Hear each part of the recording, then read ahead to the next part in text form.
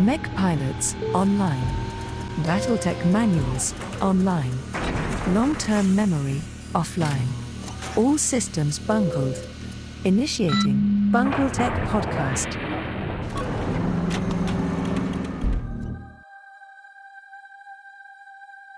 In our 34th episode of BungleTech, my spheroid co-host Michael and I start by sharing some exciting updates on our Extraordinary Proclamation segment, before we question the wildly held belief that BattleTech hasn't changed that much since its origin, as we do a rule-by-rule comparison of BattleTech Second Edition and the 8th printing of the BattleMech Manual in our general topic segment.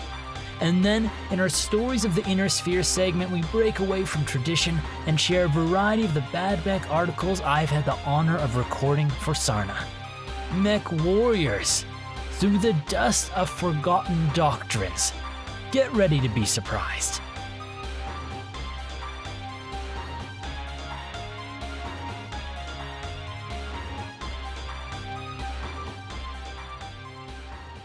Bonus objective.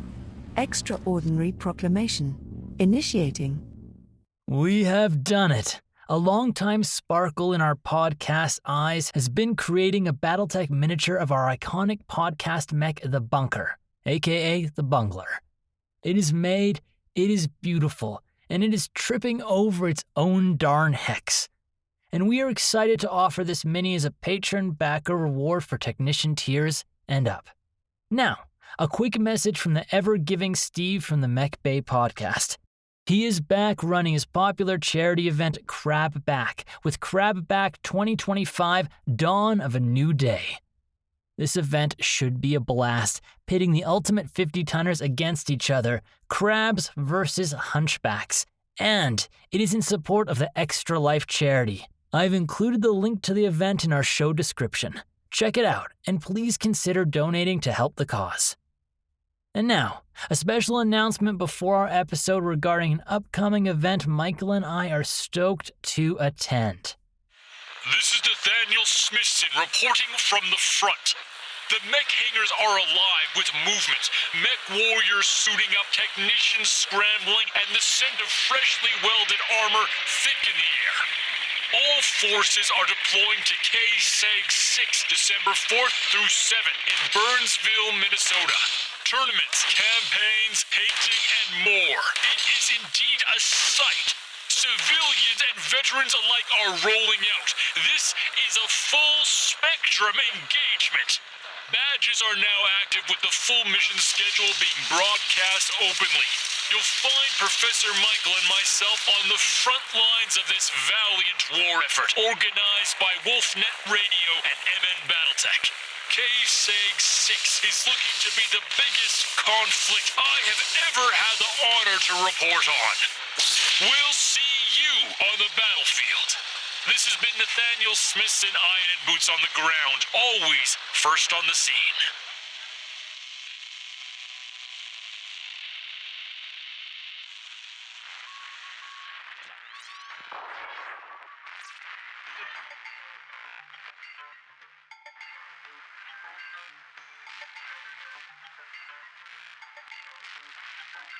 The conflict on Galatea continues to escalate as gang violence has intensified and skirmishes have broken out between mercenary units in the city and surrounding areas.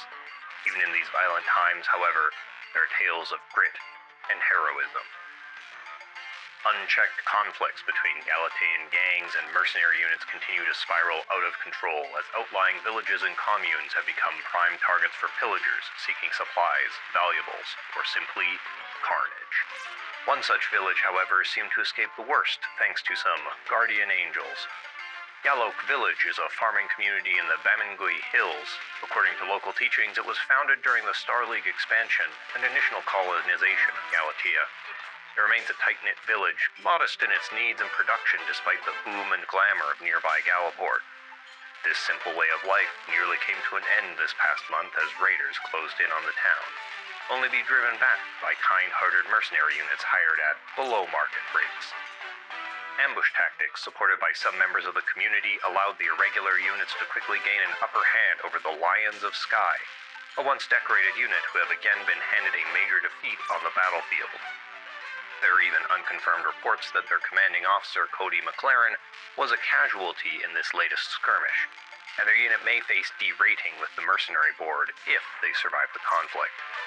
A Galliport reporter from the former GHN News Network who is taking refuge in Yalok sent us these tridios of cheerful residents posing alongside and sometimes on the mercenary mechs. And here are a group of school children helping their parents repaint a scorched cestus. Isn't that nice?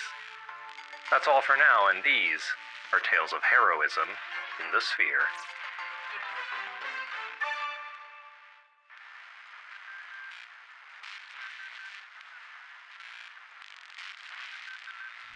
Primary objective, podcast topic segment, initiating.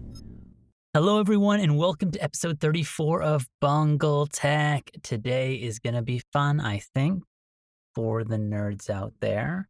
Yeah, I think we're going to have fun. And by we, I don't just mean me and the intoxicating Michael who's joined us today. I mean you as well. Oh, listener, I'm excited. That sigh did not sound exciting. We're so excited. Okay, Michael, let's give the background of why I sighed. Why did I sigh, Michael? Hit them with it. Because we've been here before. You don't remember this, listener, but we've been here before. We've talked about these things. We did the thing. We recorded the podcast. And then Pro Tools crashed. And it didn't Crashed back like up tears in the rain. anything. And it was just a sad, sad day. So we are back to do this again. But It was a sad, sad day, so we took a couple days off before we got back into recording this again. we actually did. But we're coming back better and stronger. We learned some things that didn't work in the last episode, so we're going to apply them here. Also, funnily enough, we learned something about some things going around in the community that are sort of relevant to this episode. So what are we here today to do? Well, listener, I'll tell you. There's a commonly held assumption and belief that we ourselves as bunglers have even promoted, and that is that, BattleTech hasn't changed much since its origin. But, maybe it's time to question that. And this comes to mind because there's now a new playtest out for the new version of BattleTech going forward. Some good rule changes that I think are being proposed that I am very excited for. And because of this, I thought to myself, how much has BattleTech really changed? So Michael and I decided to go back and do a very detailed, granular, page-by-page or rule-by-rule comparison of the original BattleTech, which for the sake of our purposes here today is BattleTech Second Edition, so not Battle Droids. We're talking BattleTech Second Edition, and the BattleMech Manual 8th Edition, which is technically not out yet for printing, but we have been gifted it luckily by someone at Catalyst to compare the freshest to the very oldest. Anyhow, I said at the beginning too, there's been some serendipitous happenings since the episode crashed last, and one of them is we realized today, an hour before that I was recording this, that the Mech Bay has done a similar thing. Oh, the Mech Bay. Shake my fist at the Mech Bay. Those rapscallions, is that the word? Those wonderful MechWarriors. Those wonderful MechWarriors. Anyhow, so they took a little bit of a different angle than what we're doing today. So what we're doing is we're going really granular. Second edition, it's direct to 8th edition of the BMM. And we are comparing rule by rule to identify everything. And we're as well classifying the impact that these rules would have on the game. We're really trying to showcase the overall breadth of changes from then to now, but of course, understanding that along the path, there have been many, many, many other changes that have happened and gone back and forth. And I'd recommend listening to the Mech Bay episode because they're taking more of a across the entire length of BattleTech perspective. Yeah, so if you're listening to this and you're like, wow, these nerds are super boring, what a snooze fest, go listen to the Mech Bay. It's probably more exciting. Or if they like what they're listening to, Michael, let's be positive, you'll also like what you hear in the Mech Bay, because they're taking a little bit of a different angle from it. And because they're looking at many different books across time, they didn't go as deep as we did. So you'll see they'll jump across different books. There are some interesting rule things that exist there. Anyhow. Oh, and you know the real funny thing? The real funny thing, we were going to name this episode. We don't know what we're going to name it yet. But when we initially tried to record it this week, I'm like, Michael, you know, it'd be so funny. We should name this episode War Never Changes. And the Mech Bay's episode name is War, War Never Changes, ? The difference between us was a period and two periods, like punctuation. That was the difference between our names, of punctuation. So I don't know what I'm going to name this episode anymore. My idea is completely unoriginal, clearly. I'm just, It's a real faux pas to show up at the podcaster ball wearing someone else's episode title. Everyone's going to laugh at us. Well, I mean, that means we're doing our job right? I guess so. But here's something different. We're gonna set ourselves different from the Mech Bay, because we're a different podcast. We're both BattleTech nerds. We collaborate, but we're different people. I think Denim and I feel really similar, but we're all different people. I feel we're different. I believe. The interconnectedness of Buddhism would say we are not, though. But let's not get philosophical. Let's stay on topic. We're also recording a little bit late here. We're running out of time. We've already missed a couple of days. Nathan's going loopy, so bear with us, listeners, please. I'm going to share this document. Long story short, I will share this document. I will link it. You can, if you want to see, we've literally put it in Excel. We've been had the rule type, what it's about. We've had the second edition rule compared by the BattleMech Manual rule. We referenced the page numbers as well, and the rule change details, and then we've classified it based on impact. But anyhow, let's get into this. So to challenge this assumption, first thing we had to have is a rule or a mechanism, a standard, a process to identify rules as when they are changed. These are the essential principles we used. 1. A difference was identified as a rule change if it changed how you play the game. 2. A difference was not considered a rule change if it was terminology only, fluff only, or document structure only. 3. A difference was not considered a rule change if it was not referenced in second edition, but was referenced in future editions, i.e., additions to the game after second edition. 4. A difference was not considered a rule change if it was a change to equipment or weapon stats. And 5, a difference was not considered a rule change if it was referenced in multiple inconsistent ways in which one way equated to a current rule.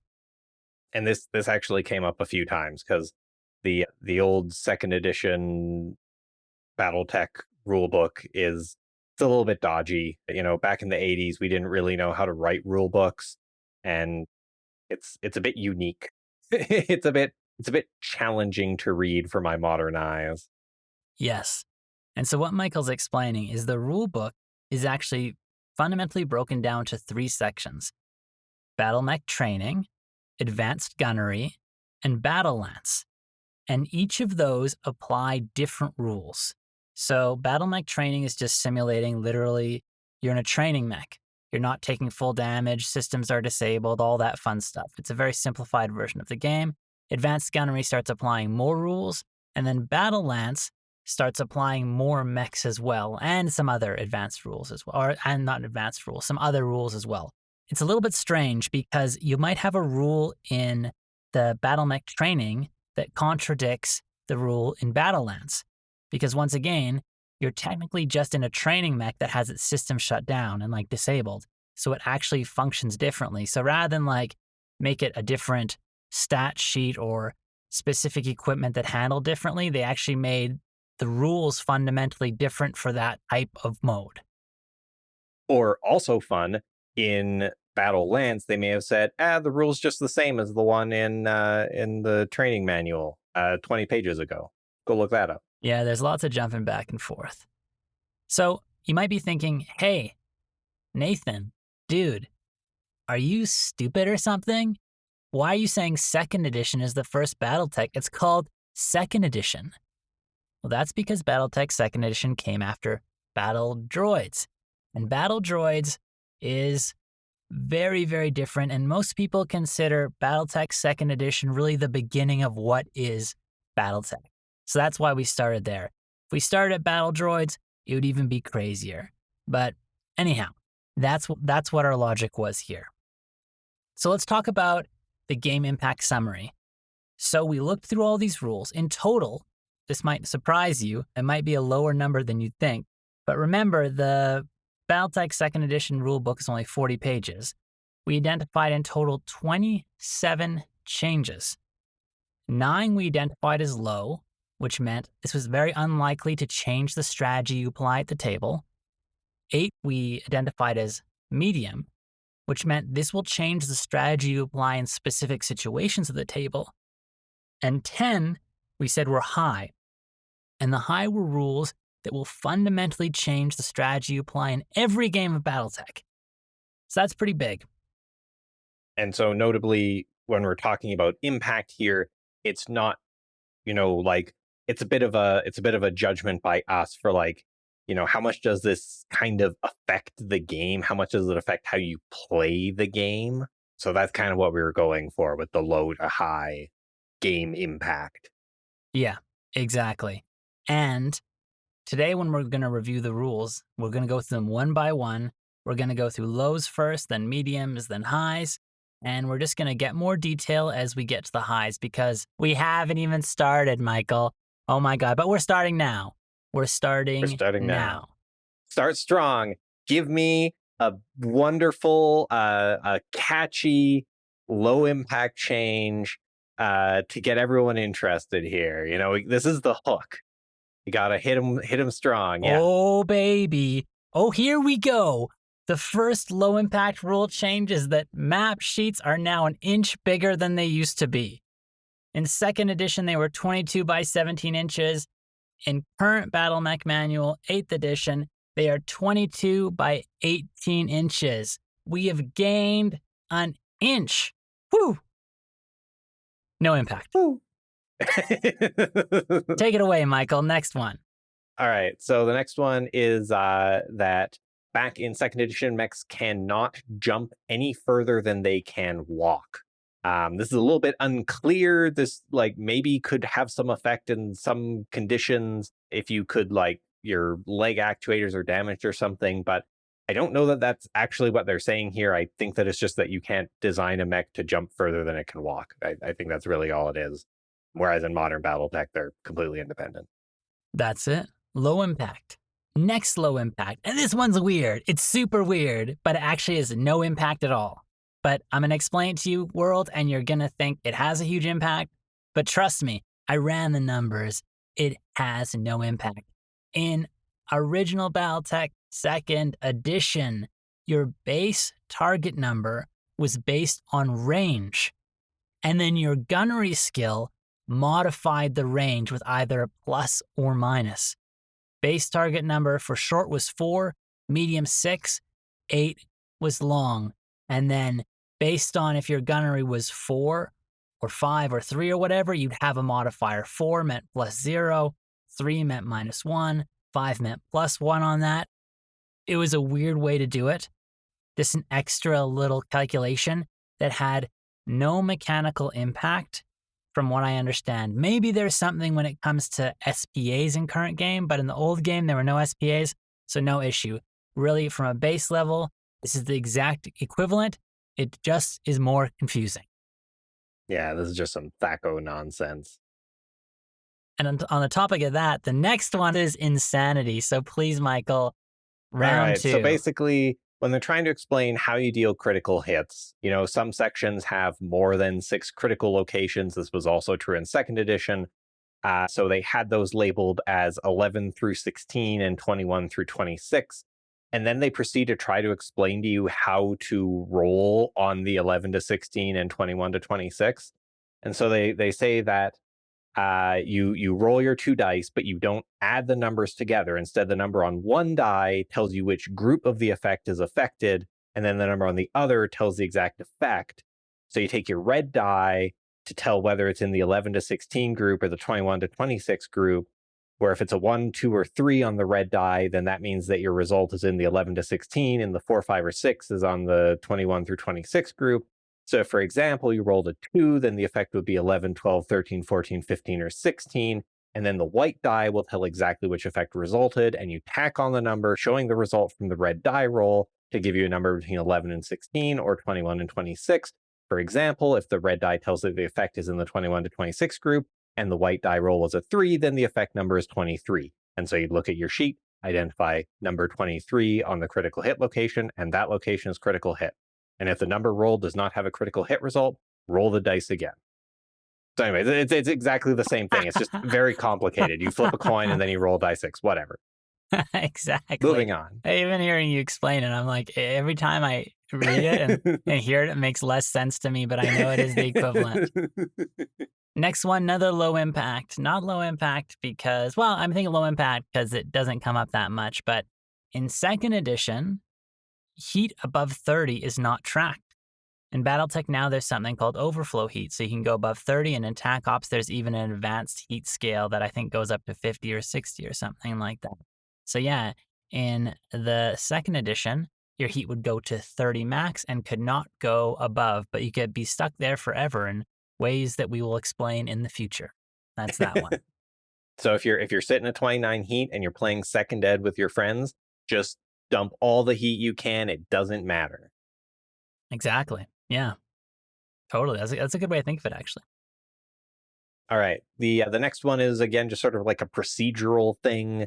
In second edition, it clearly states that when you're resolving weapon fire, it does not matter what order you do all of the weapon attacks in, as opposed to technically in modern BattleMech Manual, you should resolve them in initiative order. I don't know. This is like, technically it could maybe have an effect if you run like super duper competitive situations, but you've already declared your attacks anyway, so it's pretty marginal here. Totally. Maybe if you had like a 3-way battle or something, I don't know. Doesn't really matter. Next one, this is one of those things that actually can be quite impactful, but because it really is not going to happen that often and is pretty much out of your control, we reference it as low impact. And that is that in second edition, let's say you're on a level 10 skyscraper and you fall on a innocent infantry unit below, that 10 level fall does not impact your damage. Infantry, mech, whatever you're falling, whatever you're hitting, you basically hit them as if you've just been falling from, you just divide it by your tonnage. Your level's not considered. The height difference, rather, is not considered. In BattleMech Manual, 8th edition, which once again is where we exist now, the levels do matter, which means that if you are level 10 and you fall on someone who is sitting at level 1, you are going to multiply your tonnage by the levels. There's another modifier in there somewhat, but anyhow, the height makes it hurt more, which is something you'd expect until you reach terminal velocity, which I'm actually surprised that's not a rule. You think there would be a falling terminal velocity rule? Anyhow, someone run the numbers. Yeah. How many hexes of verticality until you hit terminal velocity? Yeah, I'm curious. Low impact. Yeah, it's basically another balance change. Okay, so for this next one, I'm not even certain whether this is like a rules change. I don't know if I fully sign on with this one, so maybe Nathan will have to set me straight here. But basically, this has to do with domino effect pushing. Even back in second edition, the game had rules for when you push one mech into another. And in second edition, they explain that you can, if you're getting pushed in the side, you can make an attempt to dodge out of the way and jump forwards or backwards. In the current BattleMech Manual, it does not state that you can only do it if you have a push coming from the side. But no, hang on. They both say when it's directed against the mech side. Wait, is this a mistake? I think this is a mistake on a mistake. Nathan, you got a mistake in my mistake. Let me open up the BattleMech Manual. Let's go here, 8th edition, live checking. Nathan, this is cut this out of the podcast. Nope. Nathan, they can't know that we did shoddy research. Shoddy research. It's analysis, my friend. They can't know we did shoddy analysis. Listen, as long as my work doesn't know, that I do shoddy analysis, the podcast world could know as much as they want to. Oh, you're right. It's the same thing, isn't it? It's the same thing. No rule change. Delete it. Delete it. It's deleted. Live on air deleting. It's no longer 27 changes. It's 26 changes. 8 low, 8 medium, 10 high. Live update, folks. All right. On to the next one. That is also low. Hey, that was so low impact, it wasn't even an impact at all. Oh. Another low impact rule is that the target number to initiate intentional fires are very different depending on the weapon being used in second edition in comparison to current. For example, I'll just name one. There's more differences, but flamers. If you ever hit a hex with wood hex with flamers in second edition, it automatically lights on fire. In the BattleMech Manual 8th edition, you need to roll a 4+ number for that to hit. So just a different rate, much easier to start fires.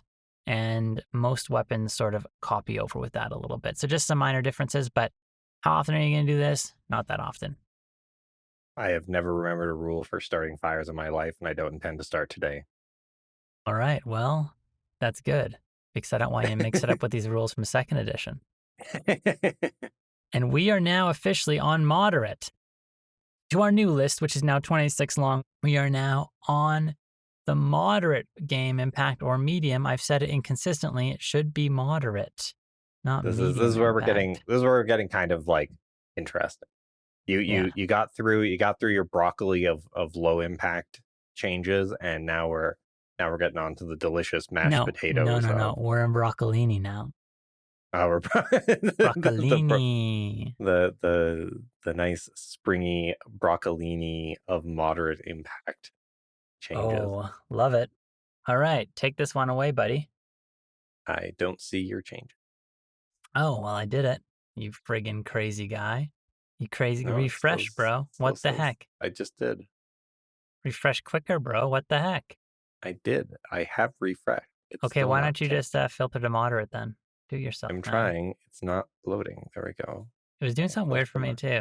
This is technology, guys. Technology. This is what happened in the last episode. Things crashed. It was horrible. Oh. And now we realize there was a mistake that wasn't even guys, everything's falling apart. It's all falling apart. Cancel the podcast. Cancel the podcast. Okay. Moderate changes. Okay, so this one's actually kind of, I don't know, I find it kind of interesting for some reason. So this has to do with multi-targeting different targets during your attack phase. So the current rule is you probably know, you've probably done it at least once, where you can designate one primary target and then as many secondary, tertiary, quaternary targets as you want, taking stacking +1 target numbers for every target after the primary. That's not how it worked in second edition. Second edition didn't have any penalties for multiple targets. The only restriction is that your multiple targets had to be in a 120-degree arc. So basically like the standard firing arc in front of you. Except that wasn't due to like where weapons fired or anything. We still had the like expanded firing arcs with arms and stuff. It's just that all of your targets had to be in one field of view, basically. So you had to be able to see them all with your eyeballs at the same time in order to shoot at them. No like pointing your guns in both directions and blasting them.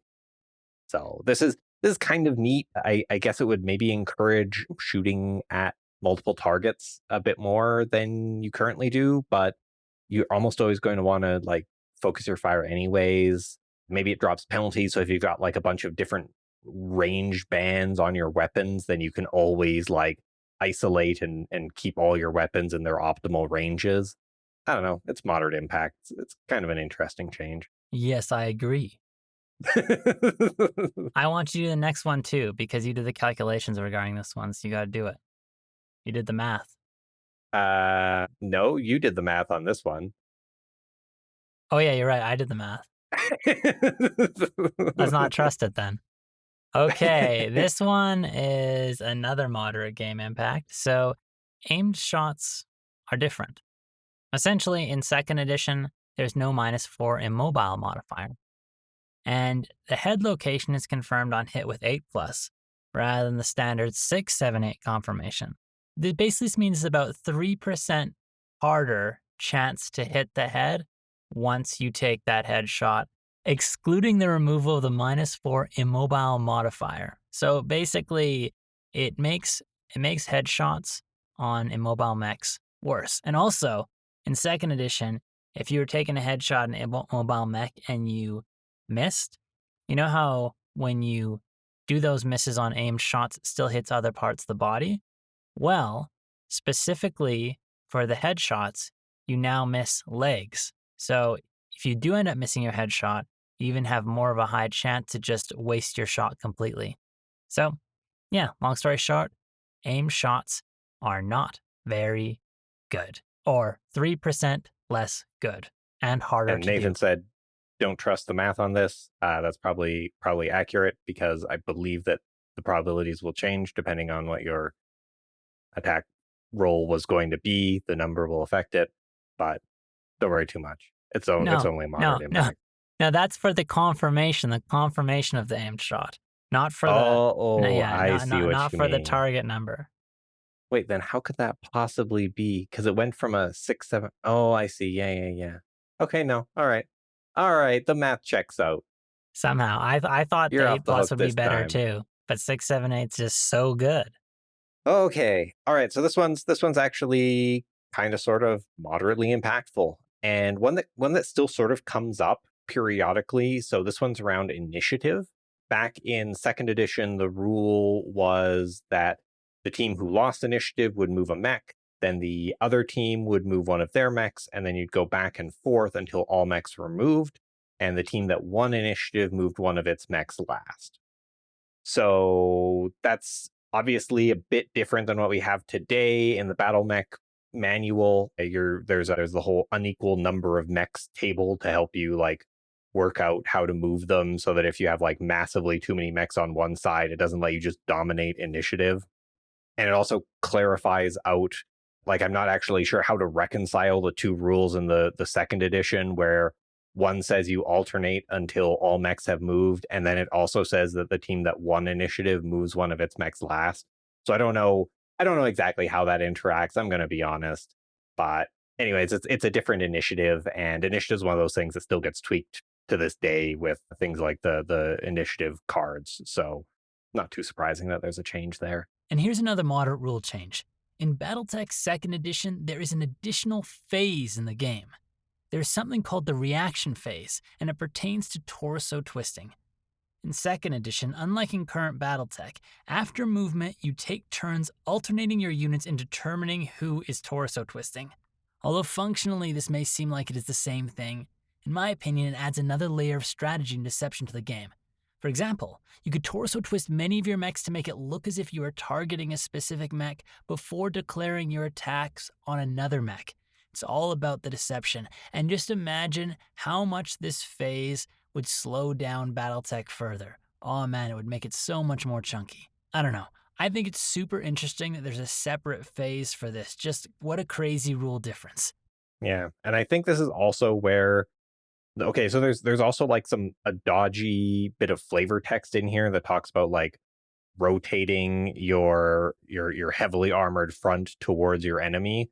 But as far as I can tell, that was only ever flavor text. It's not actually a rule. I don't know why it's in here. And there has never been a rule that let you rotate your armor towards the enemy. And it was errated away in the next version. So I don't know. This is a weird one. It maybe like a relic from an earlier version. I can't imagine they put a whole phase in just for mind games. It's all about those mind games. All right, next one is some physical attack differences, specifically your punches. In second edition, basically every single part of your arm, both your actuators affect how good you are at punching. You get a +2 for every actuator and a +1 for the hand actuator. Whereas in modern BattleMech Manual, you only care about the lower arm actuator and the hand actuator for it. So your upper arm actuator doesn't impact punching anymore. Moderate. That's boring. This is a boring one. Another moderate impact rule change difference, and it's regarding DFA. No longer is damage allocated in clusters of 5. Instead, it is allocated in 2 clusters, as in 2 feet. Bam, bam.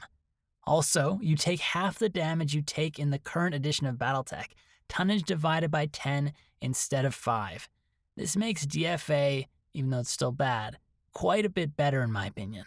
For example, in current edition of BattleTech, if you were a Highlander, you would do 4 groupings of 5 damage and you would take 20 damage to your legs. In second edition though, you would do 2 groupings of 10 and you'd take 10 damage to your legs total. It's a pretty big difference, and even though it might not be the smart thing, because you probably want to get more opportunities for head hits than not, I personally prefer those meteor damage groupings because I want that punch. It is kind of fun though, landing your 2 big punches. You're stomping on someone is basically punching them twice with your feet hands. Moving on from that boring one, let's get to what people really care about. Fire spreading rules. As everyone knows, the current rule is that if a hex is on fire, any hex downwind from that, you roll 2d6. If you get a 12, the fire spreads. That's pretty unlikely, 1 in 36. However, back in second edition, things were a lot more fiery. Flammable, Michael. Because you would roll to see if it was greater than or equal to 7, and then it would spread. And you'd also check the hexes next to where it was spreading, and on a 9+, then it would spread into that hex as well. So everything in second edition, like we covered it back in the lows, that like it's easier to light things on fire. Well, it's also everything starts on fire once it's on fire. The whole map just burns down. It reduces into a raging firestorm almost immediately. That's cool. And that's a moderate impact. That's moderate impact. Especially considering the next moderate impact in second edition is that fire causes 3 hexes of smoke and not 2. So what does this mean? Fire starts easier. There's more smoke equals more chaos. You want a reliable job in second edition BattleTech universe? Be a firefighter. I kind of feel like they maybe expected like terrain modification to be more of a thing, like back in second ed. You'd be like blowing away trees or shooting at someone and missing and blowing up all their forest cover or setting it on fire and burning everything down. Oh boy, oh boy, oh boy. First high impact change. Elevation does not limit your jumping. That's right. You've 1 jump. You can jump jet on top of a level 10 elevation in second edition BattleTech. In current BattleTech, the height you can jump is limited to your jump MP, i.e. if you have 4 jump, you can only jump up to something height 4, elevation 4. This makes a huge difference in how effective jump jets are at navigating terrain. Because we know, like, jump jets are already very good, and anything that makes them better it's a huge boon. It just makes them extra OP. So that's a huge high impact change in my opinion. It totally just mitigates city maps, for example. You can just go wherever you want. It's insane. Yeah, especially on like modern, like very 3D maps. Back in BattleMech Manual, I don't think there were even like rules for buildings or anything yet. But nowadays, when you've got your like 7 hex tall mountains and your ravines and like tunnels and stuff, yeah, I think that this would matter a lot more now. Next up, my fave, partial cover. So current rule is if you take partial cover, then you get a +1 bonus, and any hits that would land on your leg get canceled out. Classic rule, and it has a bit of a reputation in people who've been playing for a long time, is that if you take cover, you get a +3 bonus to attacks against you, but damage is rolled on the punch location table. So there's this like classic understanding that back in the old game, you don't want to take cover because that just means you're going to get domed. And so I decided to run the numbers on this, and it is predominantly true. pretty much across the board, the second edition rules are more likely to take headshots. But at the same time, second edition rules, if you take cover, the cover is a lot better. Like, it's a lot more likely that they're going to miss entirely, especially out in the like sort of mid to high target numbers. So if you're up in the like 7 to 9 target number range, your miss chance is going up by like 1 in 6. Like, it's a huge bonus, and you're not actually that much more likely to get headshot. Where it's really a problem is sure shots. Like, those guaranteed hits are like ultra deadly in the old rules. So I'm actually on the fence. I actually don't think that the punch hit location table and +3 modifier is that bad. And I think it's kind of like fun that like if you take cover against someone who can like has a really clear shot at you, you're liable to just get shot in the face. It's kind of fun. It's kind of neat, but it definitely really like changes the game. And yeah, a lot of people are still afraid of taking cover to this day. Yep, the classic. And do the next one, Michael, because that connects to this one as well. Yeah, so kind of related to that is partial cover when you're standing in water. So you're standing in hex of water 1 deep. In current rules, you just get a partial cover. You know, it's just as though your legs are covered, and whatever shots go at your legs, they miss or explode hitting the water or whatever. Back in second ed, water was actually a significant penalty where standing in water gave you a -1. You did not get partial cover bonuses, and you took punch hit location.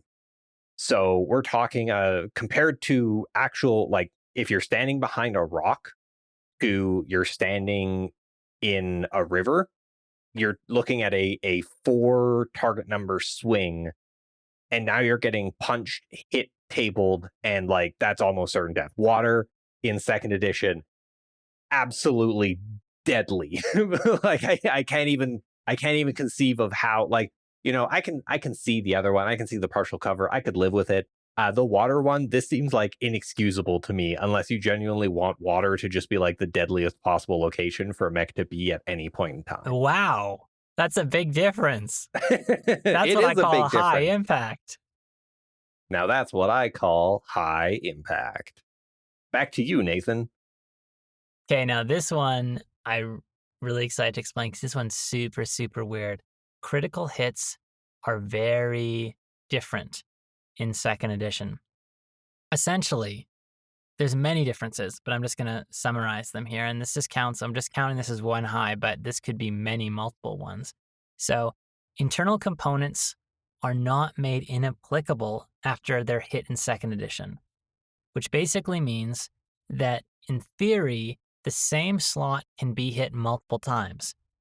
And there are different effects that come from that. So sometimes it re-rolls. Sometimes it makes you do a re-roll. Sometimes it will count as inapplicable, but other equipment is different. For example, hip, leg actuator, and weapons, the slots can be hit multiple times without any additional effect. So if you have a big AC-20 and your arm gets hit once, the AC-20 is destroyed, but when you go and get hit again, the critical hit, you can still get hit in the same slots. It doesn't matter. You just keep getting hit, keep getting hit, keep getting hit. It does not transfer.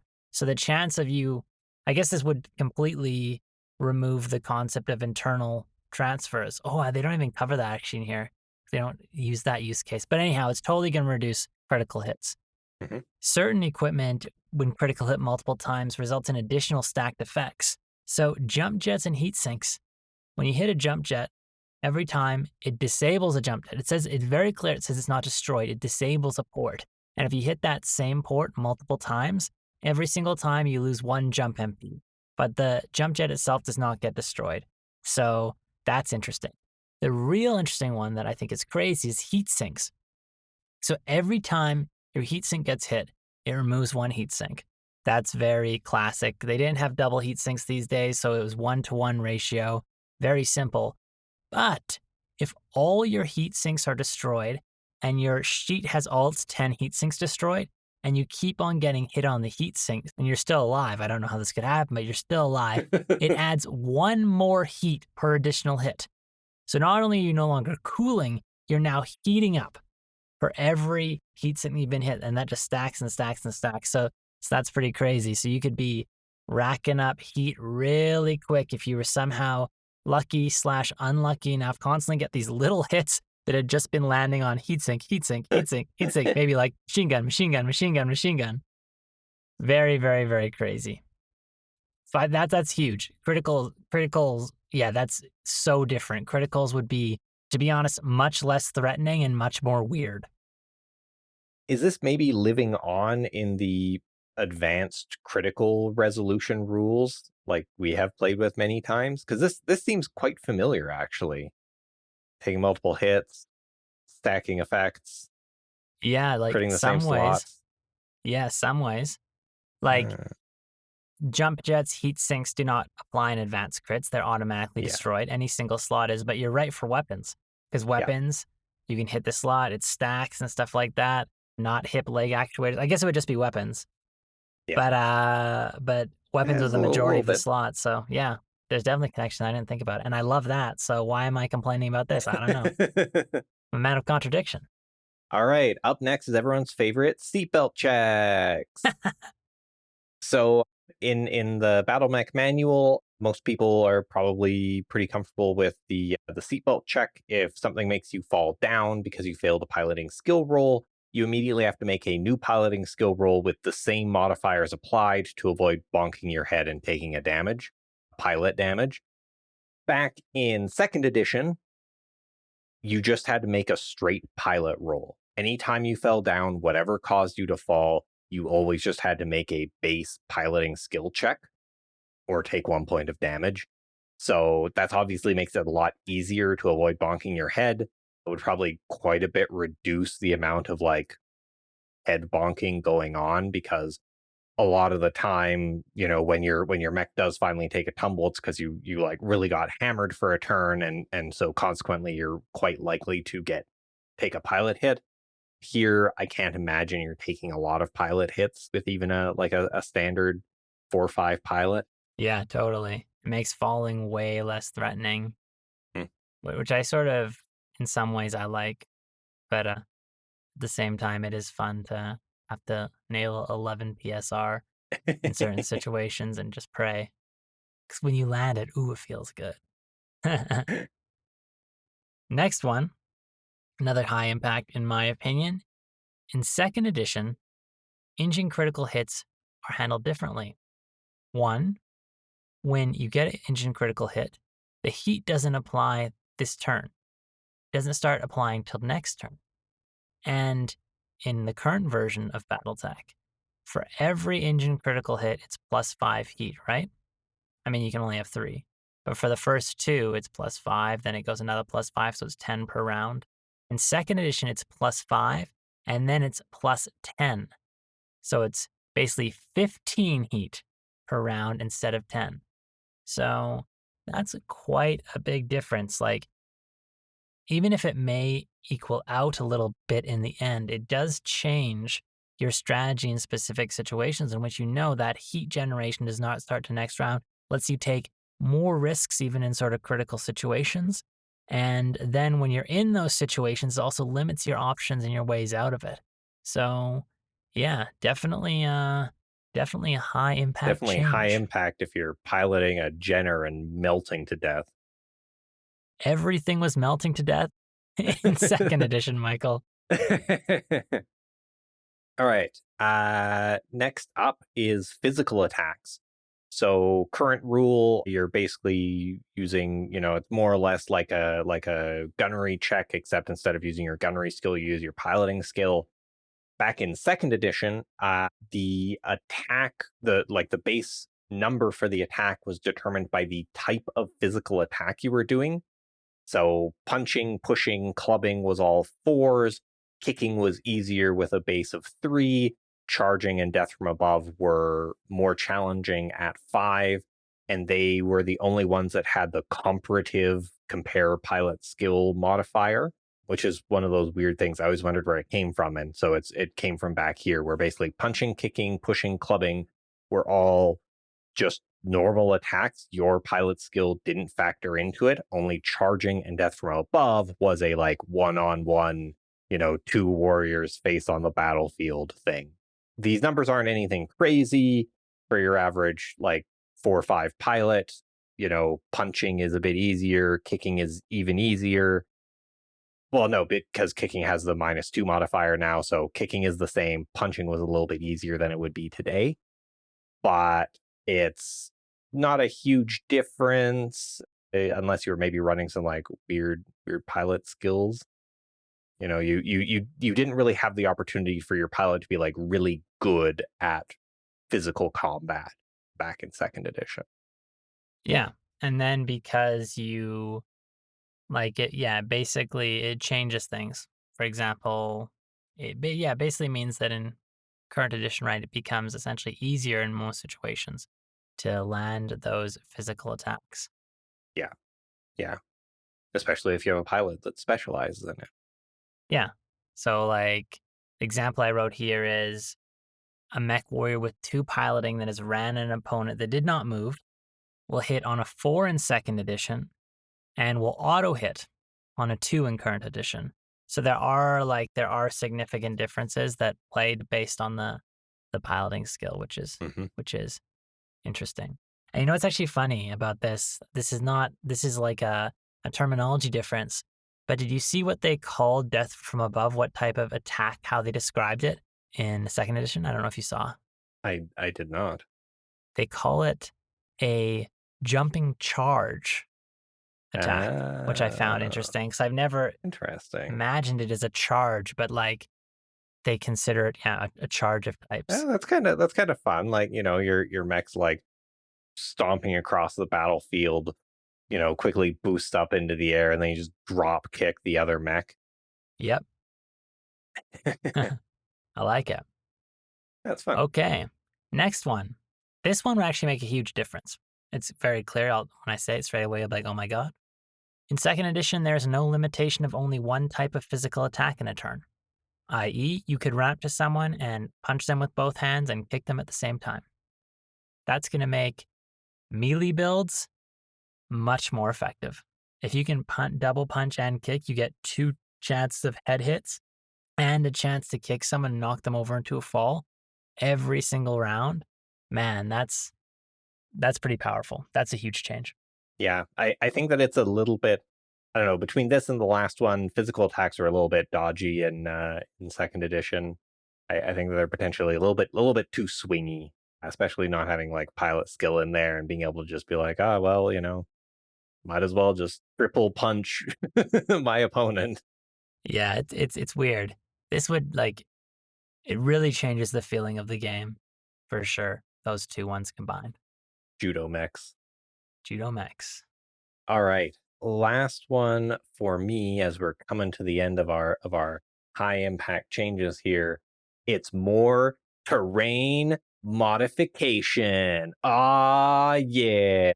So everyone knows about the terrain factor, the number which you use to determine how much sustained weapons fire different types of hex can absorb before they're being degraded from like heavy woods to light woods to rough terrain. I'm sure we all play with these rules frequently, but that was a little bit different back in Second Edition.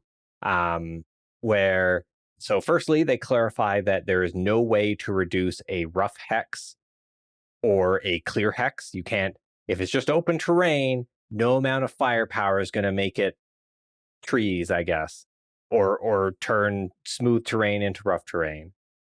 Then you have that small lasers, machine guns, autocannons, short-range missiles cannot be used to clear woods, but everything else you can. You can announce, I'm going to shoot those trees, and then you attack the hex. You only take into account the range modifier, and if you hit, then the hex is degraded by one level. So it'll go from heavy to light or light to rough. So you just be like, I'm going to shoot those trees, and you shoot them and they're gone. So this is the other one we're sort of saying like, I think terrain modification was envisioned as being like much more of a thing in the game back then, where, you know, like missed shots were blowing away trees. You could easily start fires. You could easily, you know, shoot away cover that someone was hiding behind. I'm not really sure why it became so much more difficult, because like the terrain factors today and sort of the fiddliness of it, I don't know that I've ever seen someone trying to destroy terrain in as long as I've been playing. But, you know, I don't know. I could see it being sort of an interesting game, you know, like visualizing like these mechs as so devastating that you're not just maneuvering around the battlefield, but you're altering the battlefield to, you know, prime your attack. I think that could be pretty neat to have a bit more of, honestly. Yeah, I like taking the terrain factor out of it actually, and like sort of allowing you to change it so quickly. Hmm. And the next and last high impact change is connected to this because it's actually about missed shots. So in current BattleTech, this isn't in the BattleMech Manual, but in TAC Ops, there is an advanced rule for missed shots. What happens to your missed shots? But in BattleMech Manual, basically nothing happens, right? You essentially have to attempt to, let's say you want to attempt to create a fire in a hex, you have to intentionally do it. But in second edition, if someone's in a hex with terrain and you shoot at that and you miss them, there's a chance that you automatically set that terrain on fire. So you have to roll for it. Essentially, if it's a 2 or 3, the hex is set on fire. If it's an 11 or 12, the woods is clear. So there's actually this unintentional consequence of the terrain being changed as well. So you stack the fact that you can destroy terrain easier. You stack the fact that missed shots automatically have the chance. You stack the fact that certain weapons cause fire easier, and you stack the fact that they spread easier, and you stack the fact that they cause more smoke. You got yourself a dynamic battlefield, baby. Yeah, you got yourself forest fire role-playing game of some sort. It's like, this isn't BattleTech anymore. It's just like, let's cause, and this is like, you know what? I bet you the reason they changed these rules is because the Smokey the Bear infomercials. They saw this and they're like, only you can prevent forest fires. And they're like, oh my God, you're right. Why in my imaginary universe am I making this happen? So then they turned around and modified They the had game. too many lawsuits where kids were out playing battle mechs in the forest and BattleTech. lighting fires. Yeah, they're like, I want to simulate this like it's real. Let's start a real fire when we shoot a fire in an axe. What a great idea. Whee! I'm burning. Fire really is hot. Yeah, that's totally it. Anyhow, okay, guys, that's it. Okay, it's been hell. This episode's been hell. I'm sorry. Technical issues, it's late, we're crazy. Honestly, this process to me was super interesting because, and now we get to the final question, which I want to ask us, which is like, with these changes, so once again, 26 changes, no longer 27, 8 low, 8 moderate, 10 high. The 10 ones, like, yeah, these are big changes to how BattleTech feels. If you were playing this on the table, though, does it still feel like BattleTech? Like, can we still say, you know, BattleTech hasn't really changed across its 40-year lifetime? I think it's still surprisingly recognizable. I think that there's lots of changes in here, but a lot of the changes are more around like fiddliness. The core has mostly stayed the same.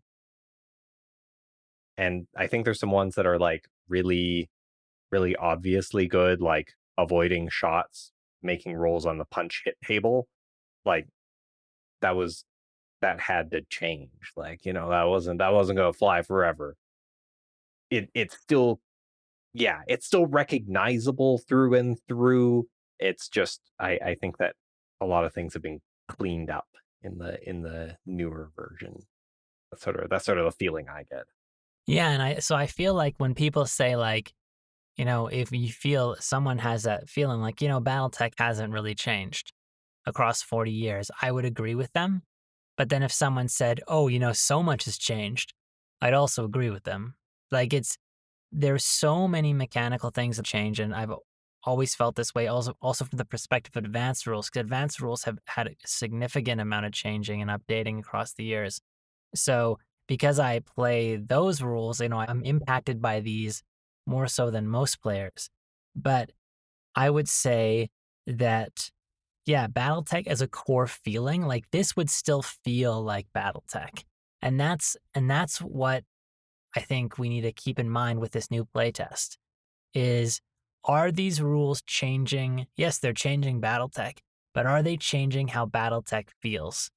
Because these rules all dramatically change BattleTech, but if it still feels like BattleTech, it's still good, right? So that's the feeling we should really be, I think, trying to capture. Personally, from looking at the playtest rules, all of them that I've seen, to me, are very, I understand why they're made. Like, I understand why they're made, and I think from a gameplay perspective, they're in a good place, and they're being made by a person who I would trust to do the analysis to make these rules. So, and that is Keith Han, the wise, venerable lore master. Yeah. So anyhow, I'm excited for it. And I'm gonna say maybe you and I, Nathan, we are more open to this type of change than someone who doesn't play with advanced rules, because for like as long as I've been playing the game with you, rules have been a little bit fluid as we've turned on and off different advanced rules and tweaked like which rule set our group was playing with, and certain rules, some of the weirder advanced rules would like come and go into whether we were making any use of them or not. So as long as I've been playing, at least, the rules have been fairly fluid because we've been playing with this whole like toy box of advanced rules, including some different versions of advanced rules, because while I've been playing, some of them have been errated. And so, to me, like slightly changing the tuning of some of the rules, like Nathan was saying, it doesn't really undermine the core feeling to me of BattleTech. Totally. But I mean, rules could.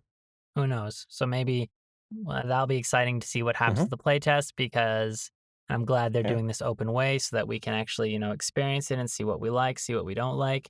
But I am eternally optimistic.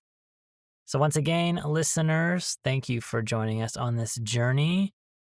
I will be sharing this Excel. I'll link it in the show description.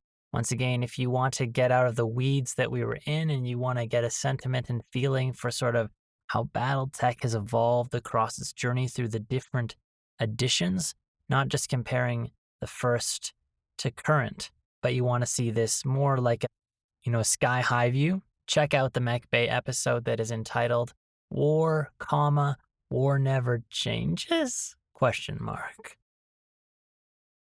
Congratulations.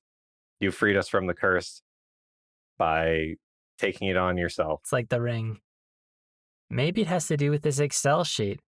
You got to show this podcast to 3 new people. It hasn't crashed since we've never had it crash like this before, and this is the first time we've had this Excel open. Maybe it is like the ring. Oh my God, and I made it too. I made this Excel, and it's been slow and weird. Oh my God, it's like, Michael, this is creepy. Okay, we got to get out of here. We got to get out of here. Is that a Japanese girl calling out of my screen?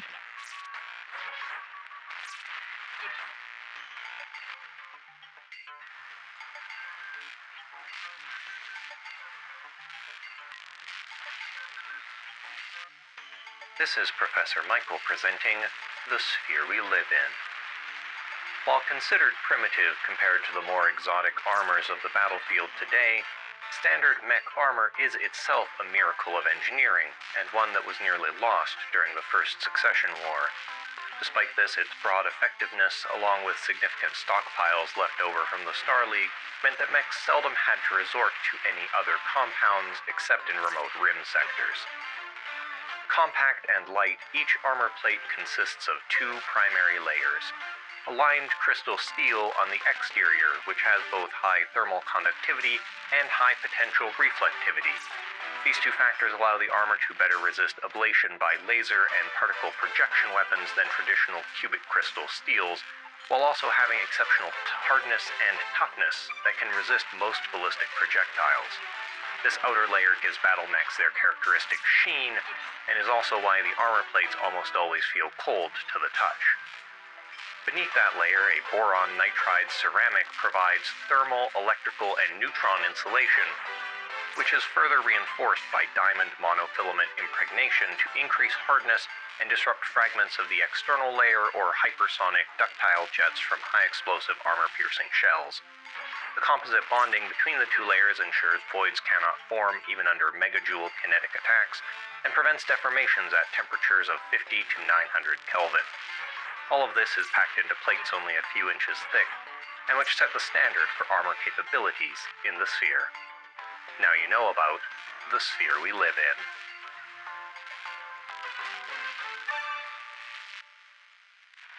Tertiary objective.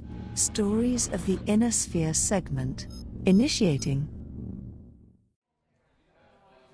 the Red Mech Bay, piloting a Mad Cat MTG-1A, Mad Madio Romano!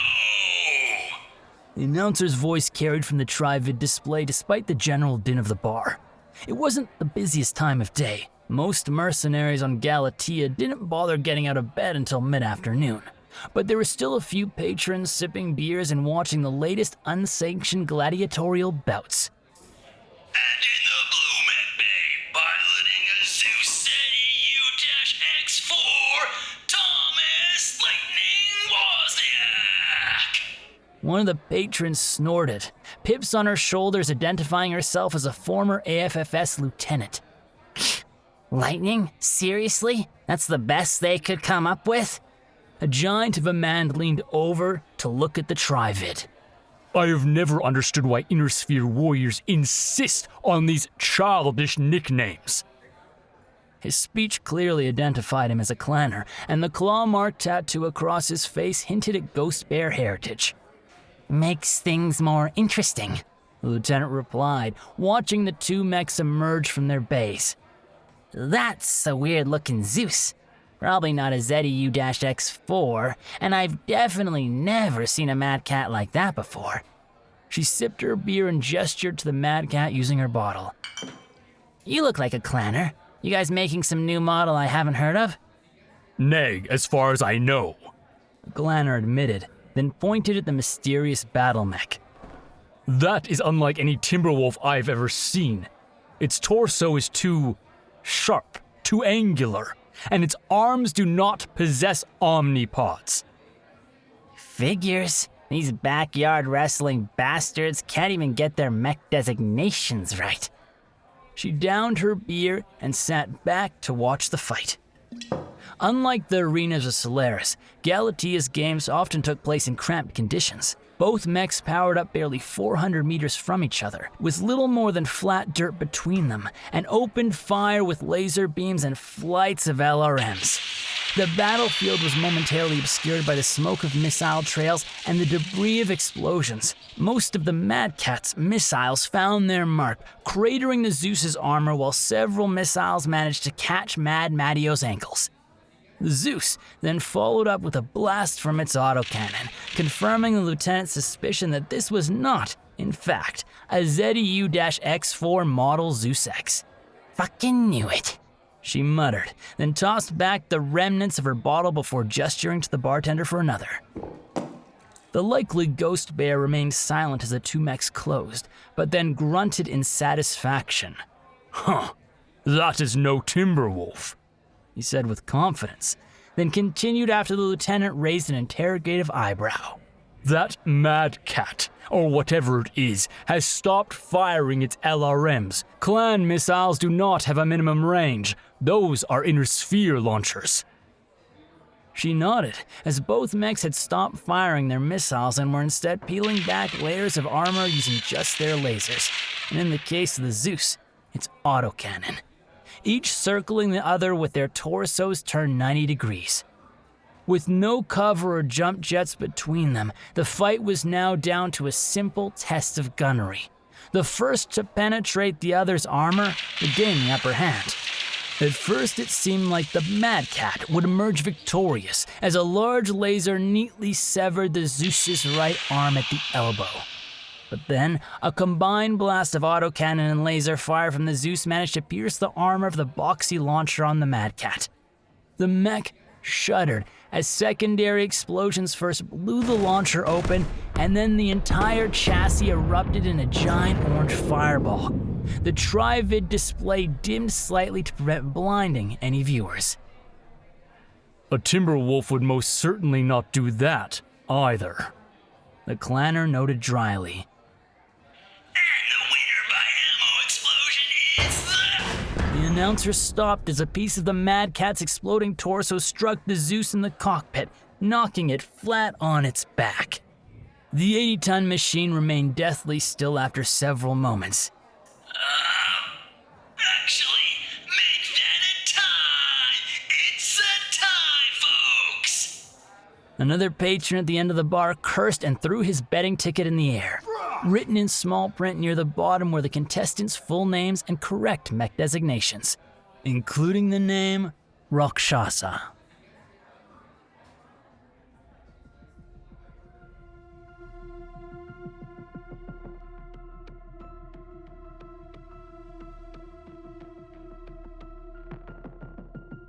One could hardly blame Inner Sphere engineers for attempting to reverse engineer the Timberwolf, also known by its reported name of Mad Cat.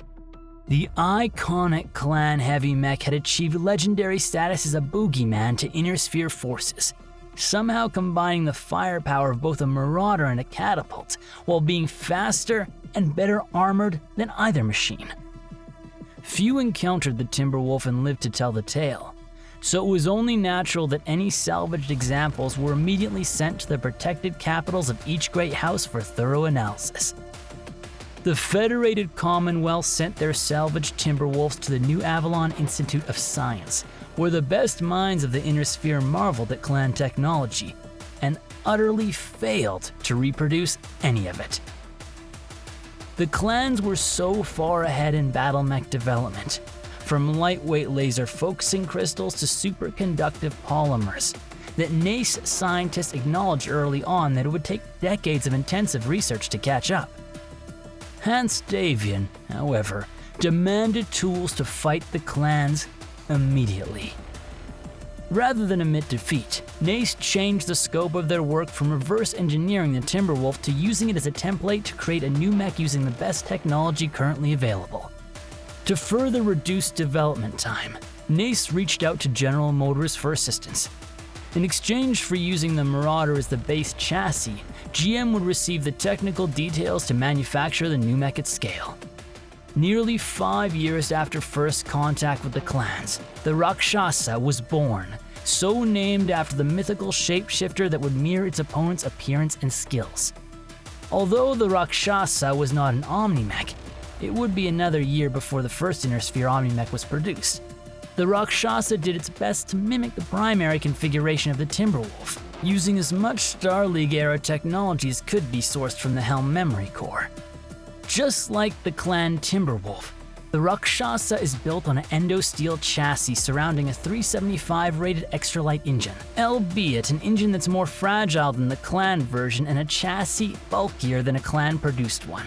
11.5 tons of Starguard ferrofibrous armor provided less protection than the Timberwolf, but still surpassed that of most Inner Sphere heavy mechs. 15 double heat sinks matched the Timberwolf for cooling. In the arms, twin Exostar ER large lasers and twin Martel medium lasers aped the clan mech. Although neither could compete in terms of range or firepower, neither could the Rakshasa hope to mount the Timberwolf's LRM-20 launchers.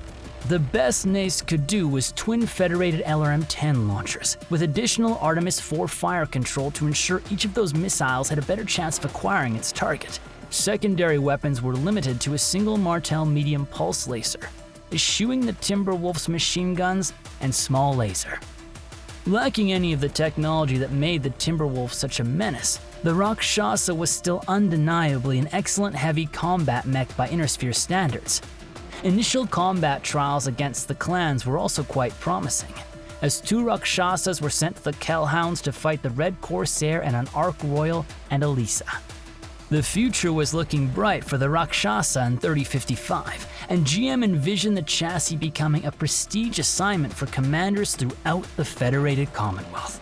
The Rakshasa's fortunes changed during Operation Guerrero, during an engagement between the 8th FedCom RCT and Capellan invaders on the planet Second Try. The RCT's command company was trapped by a full company of Capellan mechs. The company managed to hold out for reinforcements, but both of the company's Rakshasas suffered heat-induced ammo explosions. Even though an older Crusader had suffered the same fate, the Rakshasa's lack of cellular ammunition storage equipment, case, became a black mark against the chassis, and word of this fatal flaw began to propagate within the FedCom armed forces. Rather than being sought after by majors and colonels, the Rakshasa was instead greeted by the upturned noses of even regular MechWarriors. Naturally, the clans had a dismal view of the Rakshasa, seeing it as a pale imitation of the Timberwolf. The Rakshasa found some success on the mercenary market, where some of the more financially successful mercenary companies came to appreciate the Rakshasa's speed and firepower. Technicians also loved the Rakshasa for its standardized design, using many off-the-shelf components in common with the Marauder. GM made several attempts to rehabilitate the Rakshasa's image. The MDG-1B solved the Rakshasa's heat issues by dropping the extended range large laser for regular models. While this limited a pilot's range, it vastly improved the Rakshasa's stamina and virtually eliminated the risk of a heat-induced ammo explosion. The MDG-2A solved the Rakshasa's heat issues by replacing the entire weapon's complement with 4 medium pulse lasers, a large pulse laser, and a rotary autocannon 5. Although the autocannon's 3 tons of ammunition were still liable to explode if the left torso armor was penetrated. Case would finally arrive on the MDG-1AR model, a Jihad-era refit which acknowledged the Timberwolf's D configuration, replacing the Rakshasa's weapons again with a snub-nosed PPC in each arm and an MML-7 launcher in each shoulder. Case was installed in the torso-mounted ammo bays, preventing the sort of catastrophic explosions that MechWarriors have feared for centuries. Today, the Rakshasa is a rare sight even among mercenaries, where Clan Seafoxes flooded the market with mad cats of all shapes and sizes. But thanks to the Marauder's enduring popularity, General Motors continues to produce components that will keep Rakshasas going well into the 32nd century.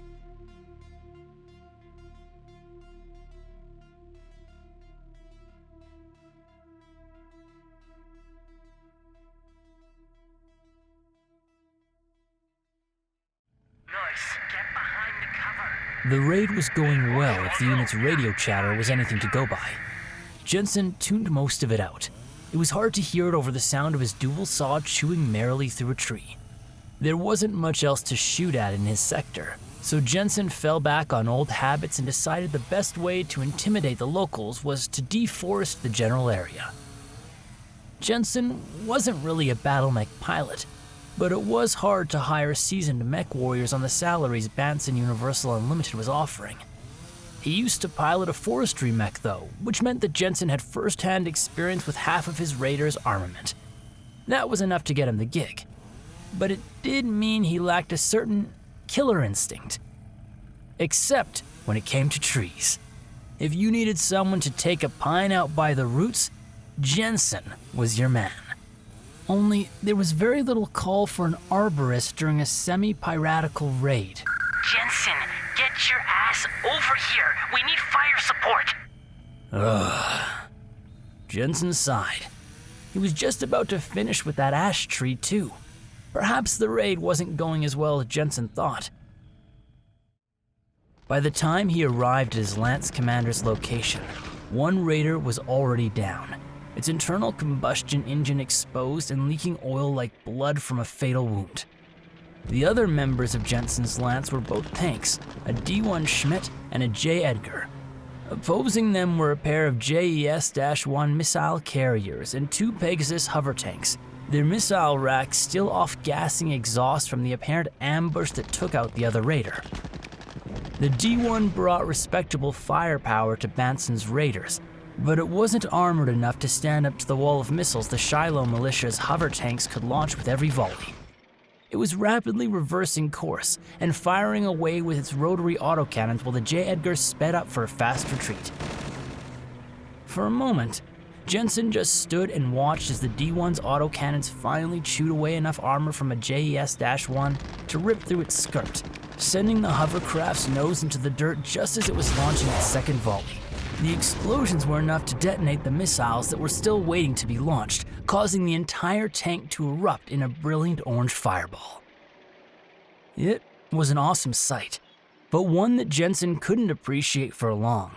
The remaining tanks volleyed missiles into D1, ripping off armor and deflating 2 tires, slowing its retreat to a crawl. Jensen, what are you doing? Stop gawking and fire already! Right, he had his own missile racks to fire, although he could count the number of times he'd pulled the trigger on one hand. Jensen preferred to engage with his dual saw, not only because of his arboreal history, but because the Raider's fire control, the Banson-designed AccuTrack 3000, was little more than a floating crosshair on his HUD. Lining the crosshair up with the undamaged JES-1, Jensen pulled the trigger and a swarm of 20 medium-range missiles erupted from his shoulder. Although visually impressive, only 4 warheads actually struck their target. It was enough to get the militia's attention, however. A BattleMech, even one with exhaust pipes and piloted by a former arborist, commanded respect, which was why the next volley was aimed directly at Jensen's mech. As far as former logger mech pilots go, Jensen was one of the best. Being able to rip a tree from the ground by its roots with the help of 50 tons, however, wasn't enough to stand up to the impact of 50 short-range missiles. Each individual explosion was something the Raider could easily weather, but 50 was like getting hit by a train. Fire erupted across Jensen's view screen, and he immediately fell over backward. The impact cracked his neurohelmet, shattering his view screen, and split the housing of his internal combustion engine, causing cylinders to misfire. The white smoke of rocket motors mixed with the black belch from the Raider's engine, consuming itself with each revolution before finally ceasing with a metal screech. As the Raider's cockpit went dark, Jensen idly wondered if perhaps he would have been better off harvesting trees.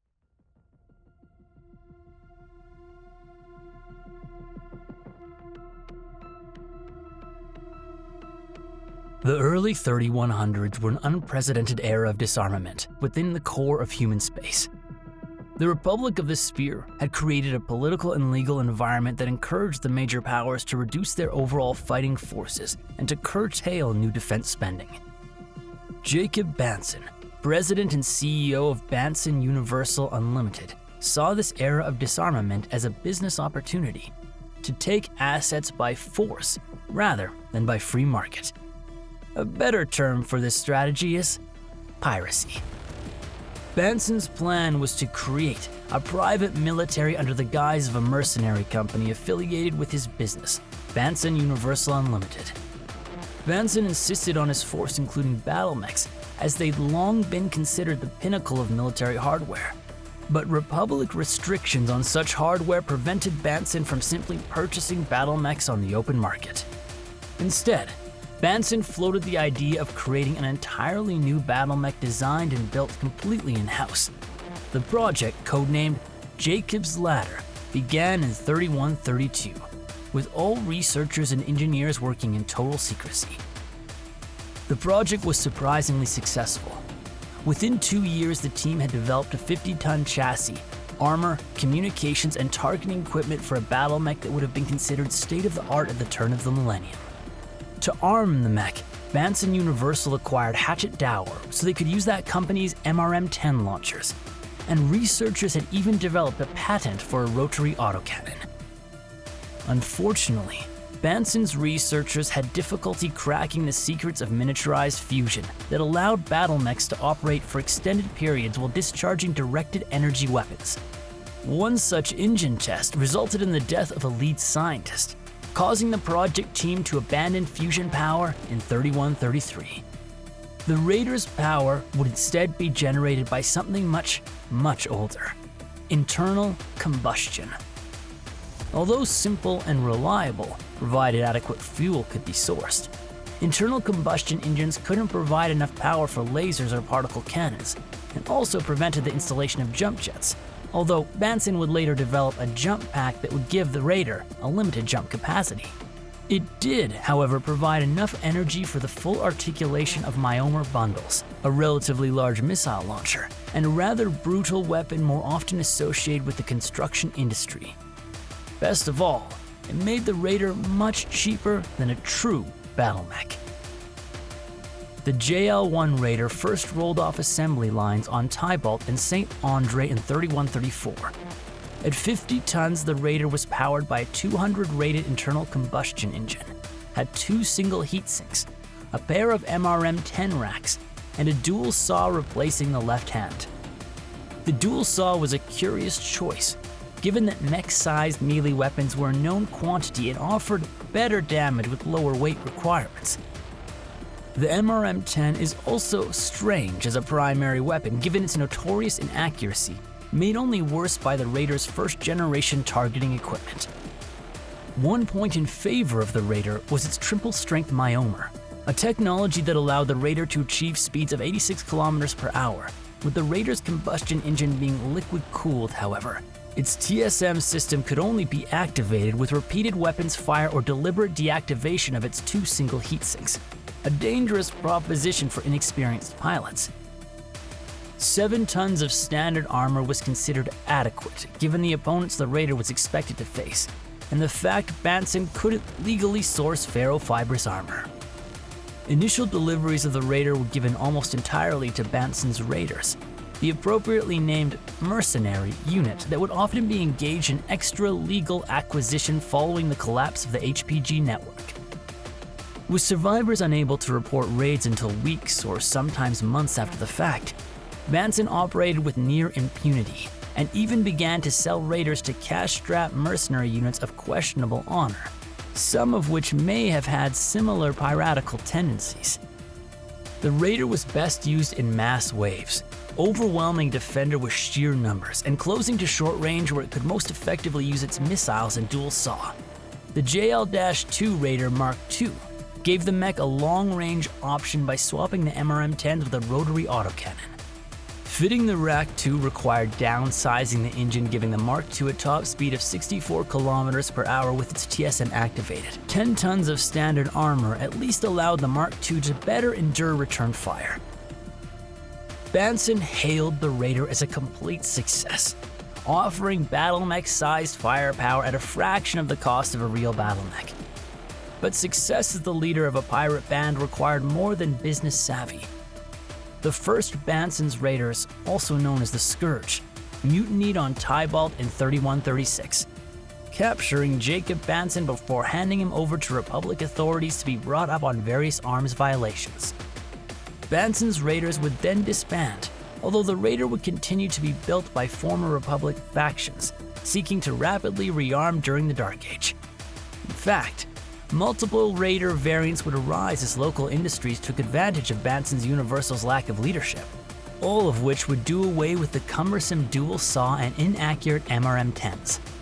Perhaps the best of them all was the JL-3B, which added power packs to enable the use of an all-energy weapon armament, including a light PPC, 2 medium lasers, 1 extended-range small laser, and a standard small laser.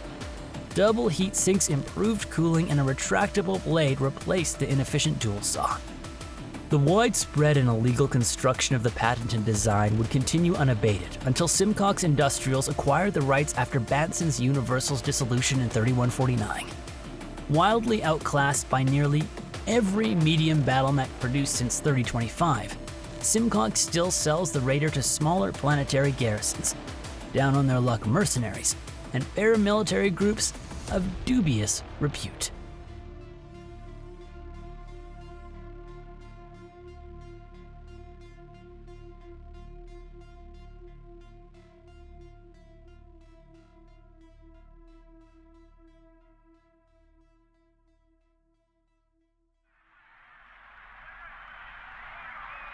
We've completed our analysis of the Republic Armed Forces, sir.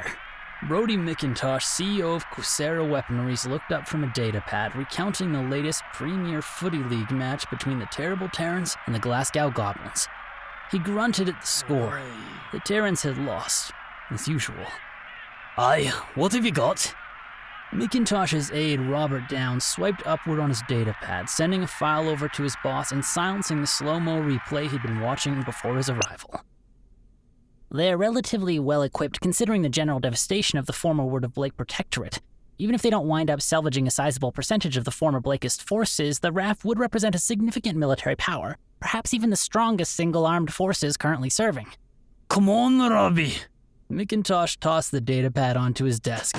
You didn't trek all the way up here just to tell me we got nothing to sell to the sphere's newest and most powerful army, did you? No, sir. Roby swiped up again, sending another file. We've identified a capability gap in the RAF that could potentially be exploited with a new mech design. Oh, aye. McIntosh raised a skeptical eyebrow, but reached for his discarded datapad to read the file Roby had sent. And what might this capability gap look like then? A fast-medium BattleMech, sir. A primary armament consisting of missiles for efficient stopping power paired with lasers for extended operations beyond safe supply lines. Top speed should be anywhere from 129 to 172 kph. I would recommend that we investigate a supplier for the new multi-missile launcher for greater flexibility in the potential design, sir. McIntosh scratched his beard in thought. What kind of design do you reckon would have done the job in the past then? Honestly, sir, something along the lines of a modified cicada would be ideal. Roby said with a shrug. It's a strange thing, sir. Our analysis of the RAF's division didn't turn up a single cicada. It did turn up a number of fast light mechs that have improved speed, firepower, and protection over most known cicada variants, but the RAF in its current form has foregone fast medium mechs almost entirely. So, what you're saying is the RAF could do with something a bit slower, not as heavy hitting, maybe about the same for protection, just bigger and dearer. If by dearer you mean more expensive, then yes, sir. McIntosh began to scroll further down the file to read cost projections and profit margins. Like many CEOs, Brody's logic facilities rapidly diminished once someone told him how much money he could theoretically be making. It never occurred to him that the reason why the RAF no longer fielded cicadas was because they were all destroyed during Operation Scour, and veteran RAF officers found that anything a fast medium mech could do was often more easily accomplished by a better light mech. There were no cicada in the RAF because there was simply no need for them. But that wasn't the sort of thinking that you'd get from business-minded people. Soldiers saw the universe in terms of deadly problems and efficient solutions. Business people saw the universe in terms of potential products and unrealized profits. And it often took an expensive mistake or two before they came around to a new way of thinking. An expensive mistake like the one Coursera Weaponries was just about to embark on. Get the R&D lads on the line, then call Republic Procurement. McIntosh stood up and shouted, We've got a bloody mech to build! Sir, all new products require board approval, Roby reminded, and HR has repeatedly asked you to stop shouting at employees. It's bad for company morale. Okay, McIntosh said and glumly slumped back into his chair. The Targe is the perfect example of what's known in the entrepreneurial world as the field of dreams fallacy. A false premise of, if you build it, they will come. Not only did the intended buyer of the Targe not spring forth with an open wallet, but the Targe failed to find buyers abroad, forcing Coursera Weaponries to shutter the line producing the failed mechs in favor of civilian production. The Targe's odyssey began shortly after the Jihad. Coursera Weaponries was seeking to find ways to contribute to the nascent Republic of the Sphere, and simultaneously redeem its tainted reputation for supplying the Word of Blake during Northwind's occupation. A year-long analysis of the Republic Armed Forces, as well as Coursera's production capabilities, revealed a potential product match. A fast medium mech capable of speeds nearing 160 kilometers per hour, with a missile-based armament supported by lasers. For reasons that remain unknown to this day, Coursera executives were so focused on this initial requirement that they were unwilling to change the design even after development revealed significant weaknesses.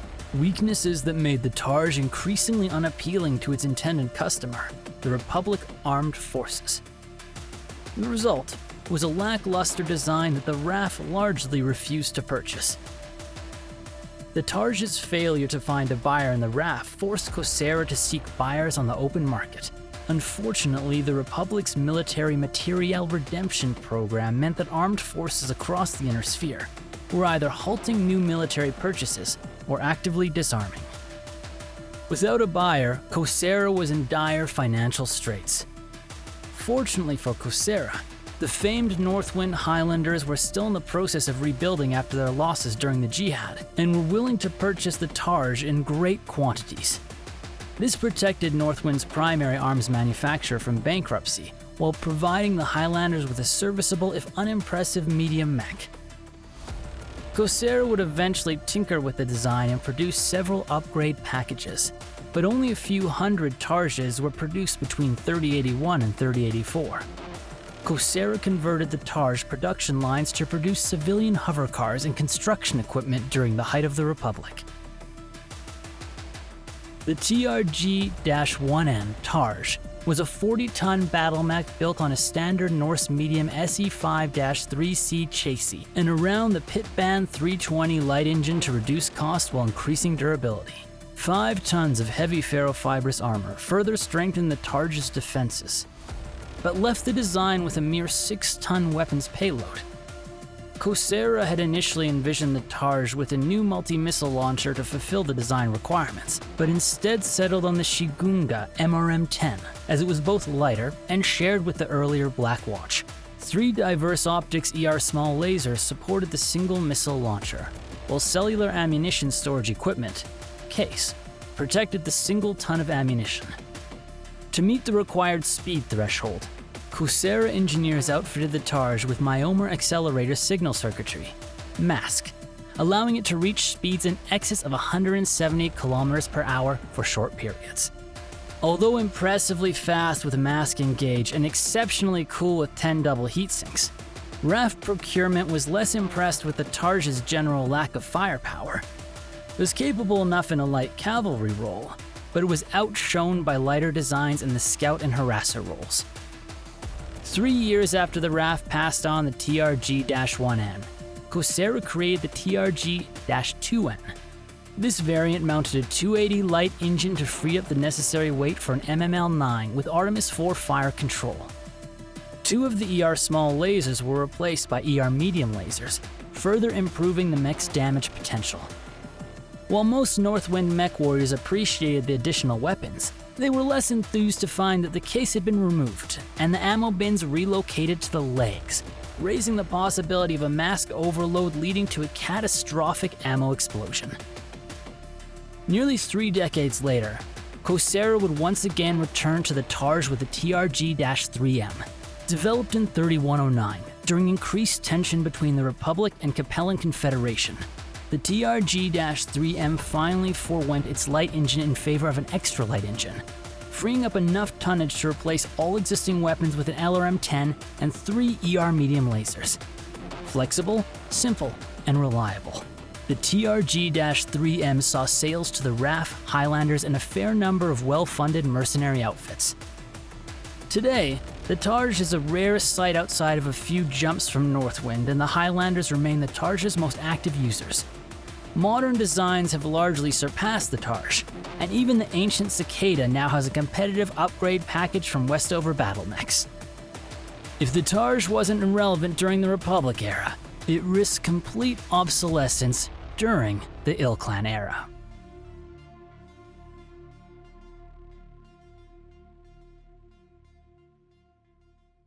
This has been a selection of some of my favorite Bad Mech articles I've had the honor of recording for SARNA. I've linked SARNA news in the episode in case you want to dive in and take a look and listen to more. This fiction was written by SARNA's very own Sean Murray. And that brings us to an end of another deployment of BungleTech. As always, you can find us via Discord, email, Twitter, and now Patreon, all linked in the show description. Until next time, MechWarriors, good fortunes on the battlefield. Selah.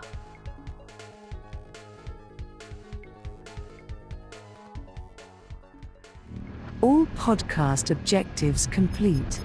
Podcast shutdown sequence initiated.